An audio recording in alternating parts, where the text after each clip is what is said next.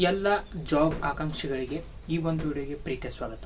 ಇವತ್ತಿನ ಒಂದು ವಿಡಿಯೋದಲ್ಲಿ ನೀವು ತಮಿಳಿನಲ್ಲಿ ನೋಡಿದ ಹಾಗೆ ನಮ್ಮ ಕರ್ನಾಟಕ ಸರ್ಕಾರ ಒಟ್ಟು 35,000 ಅತಿಥಿ ಶಿಕ್ಷಕರ ಹುದ್ದೆಗೆ ನೇಮಕಾತಿಗೆ ಏನು ಮಾಡಿದೆ, ಅನುಮತಿಯನ್ನು ನೀಡಿದೆ. ಹಾಗಾದರೆ ಅದು ಯಾವ ರೀತಿ, ಏನೇನು ವಿದ್ಯಾರ್ಹತೆ ಬೇಕು, ಅದೆಲ್ಲ ಪ್ರೊಸೆಸನ್ನು ಈಗ ನಿಮಗೆ ತಿಳಿಸ್ಕೊಡ್ತೀನಿ ಬನ್ನಿ. ಹಾಗಾದರೆ 35,000 ಹುದ್ದೆ ಅನ್ನೋದು ಯಾವ ರೀತಿ ಇರುತ್ತೆ ಅಂದರೆ, ಇದೊಂದು ಅತಿಥಿ ಶಿಕ್ಷಕರ ನೇಮಕ.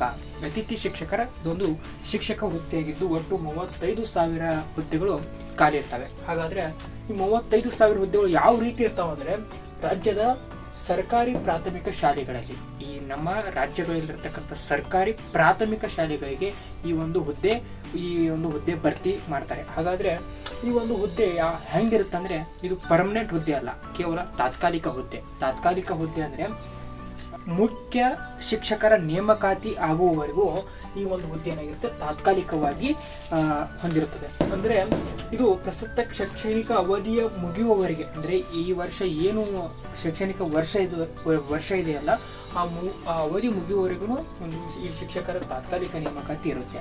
ಹಾಗಾದರೆ ಇವರ ಮಾಸಿಕ ಆದಾಯ ಎಷ್ಟಾಗಿರುತ್ತೆ ಅಂದರೆ 10,000 ಸಹಾಯಧನ, ಅಂದರೆ ಗೌರವ ಧನವನ್ನು ಅತಿಥಿ ಶಿಕ್ಷಕರಿಗೆ ನೀಡುತ್ತಾರೆ.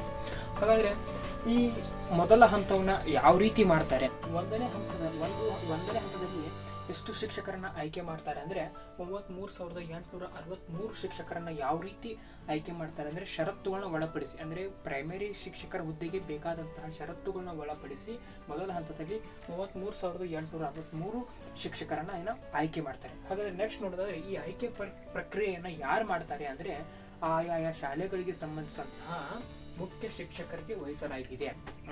ಯಾವ ಶಾಲೆಯಲ್ಲಿ ಶಿಕ್ಷಕರು ಕಡಿಮೆ ಇದ್ದಾರೋ ಅವ್ರನ್ನ, ಈ ಜಾಬ್ ಆಕಾಂಕ್ಷಿಗಳನ್ನ ಯಾರು ಆಯ್ಕೆ ಮಾಡ್ತಾರೆ ಅಂದರೆ, ಆಯಾ ಮುಖ್ಯ ಶಿಕ್ಷಕರು ಅಂದರೆ ಮುಖ್ಯೋಪಾಧ್ಯಾಯರು ಆ ಒಂದು ಕೆಲಸವನ್ನು ಮಾಡ್ತಾರೆ. ಹಾಗಾದರೆ ಯಾವ ಶಾಲೆಗಳಿಗೆ ಆದ್ಯತೆ ನೀಡಿದೆ, ಯಾವ್ಯಾವ ಶಾಲೆಗಳಿಗೆ ಈ ಒಂದು ಜಾಬ್ ನಿರೀಕ್ಷೆ ಇದೆ ಅಂದರೆ,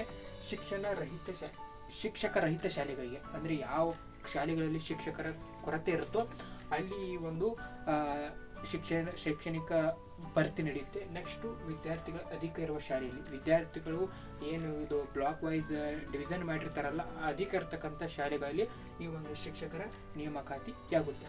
ಹಾಗಾದರೆ ಸರ್ಕಾರಿ ಕರ್ನಾಟಕ ಪಬ್ಲಿಕ್ ಶಾಲೆಗಳಲ್ಲಿ ಈ ಒಂದು ಶಿಕ್ಷಕರ ಭರ್ತಿ ಆಗುತ್ತೆ. ಬೆಂಗಳೂರು ಪಬ್ಲಿಕ್ ಶಾಲೆಗಳಲ್ಲಿ ಶಿಕ್ಷಕರ ಭರ್ತಿ ಆಗುತ್ತೆ. ಆಂಗ್ಲ ಮಾಧ್ಯಮ ಶಾಲೆಗಳಲ್ಲಿ ಶಿಕ್ಷಕರ ಭರ್ತಿಯಾಗುವಂಥ ನಿರೀಕ್ಷೆ ಇದೆ. ಇಂಥ ಶಾಲೆಗಳಲ್ಲಿ ಯಾರು ಆಯ್ಕೆ ಮಾಡ್ತಾರೆ ಅಂದರೆ, ಮುಖ್ಯ ಶಿಕ್ಷಕರನ್ನ ಭೇಟಿಯಾಗಿ ಅವರು ಕನಿಷ್ಠ ವಿದ್ಯಾರ್ಹತೆಯನ್ನು ಆಧರಿಸಿ ಮೆರಿಟ್ ಮೂಲಕ ಆಯ್ಕೆ ಮಾಡ್ತಾರೆ. ಕನಿಷ್ಠ ವಿದ್ಯಾರ್ಹತೆಯನ್ನು ಕನ್ಸಿಡರ್ ಮಾಡ್ತಾರೆ. ಅದಕ್ಕೆ ಎಷ್ಟು ವಿದ್ಯಾರ್ಹತೆ ಬೇಕು ಅನ್ನೋದನ್ನು ನಮ್ಮ ಡಾಕ್ಯುಮೆಂಟ್ಸ್ಗಳನ್ನೆಲ್ಲ ಪರಿಶೀಲಿಸಿ ಈ ಒಂದು ತಾತ್ಕಾಲಿಕವಾದಂತಹ ಶಿಕ್ಷಕನ ವೃತ್ತಿಯನ್ನು ಮೆರಿಟ್ ಆಧಾರದ ಮೇಲೆ ಆಯ್ಕೆ ಮಾಡ್ತಾರೆ ಅಂತ ಮುಖ್ಯ ಶಿಕ್ಷಕರು ಈ ಒಂದು ಹುದ್ದೆಯನ್ನು ಆಯ್ಕೆ ಮಾಡ್ತಾರೆ. ಹಾಗಾದರೆ ಯಾರು ಒಂದು ತಾತ್ಕಾಲಿಕ ಹುದ್ದೆಗೆ ಏನಾದರೂ ಇಚ್ಛೆ ಪಡ್ತಾ ಇದ್ರೆ ಈ ಒಂದು ಅವಕಾಶವನ್ನು ಮಿಸ್ ಮಾಡ್ಕೋಬೇಡಿ.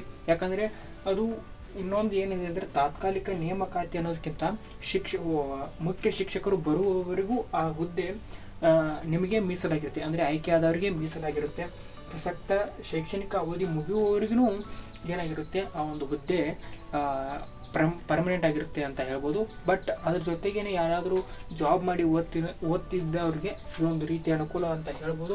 ಓಕೆ, ಇದೇ ರೀತಿಯ ಜಾಬ್ ಅಪ್ಡೇಟ್ಗಳಿಗಾಗಿ ತಪ್ಪದೆ ಚಾನಲ್ಗೆ ಸಬ್ಸ್ಕ್ರೈಬ್ ಆಗಿ ನೋಟಿಫಿಕೇಷನನ್ನು ಆನ್ ಮಾಡ್ಕೊಳ್ಳಿ ಅಂತ. ಇದೇ ರೀತಿಯ ಕಾಂಪಿಟೇಟಿವ್ ಸ್ಪರ್ಧಾತ್ಮಕ ಪರೀಕ್ಷೆಗಳು, ಡಿಗ್ರಿಗೆ ಬೇಕಾದಂತಹ ವಿಡಿಯೋಗಳು ಬೇಕಾದರೆ ತಪ್ಪದೆ ಚಾನಲ್ಗೆ ಸಬ್ಸ್ಕ್ರೈಬ್ ಆಗಿ ಅಂತ ಹೇಳ್ತಾ ಇವತ್ತಿನ ಒಂದು ವಿಡಿಯೋಗೆ ವಿರಾಮವನ್ನು ಕೊಡ್ತಿದ್ದೇನೆ.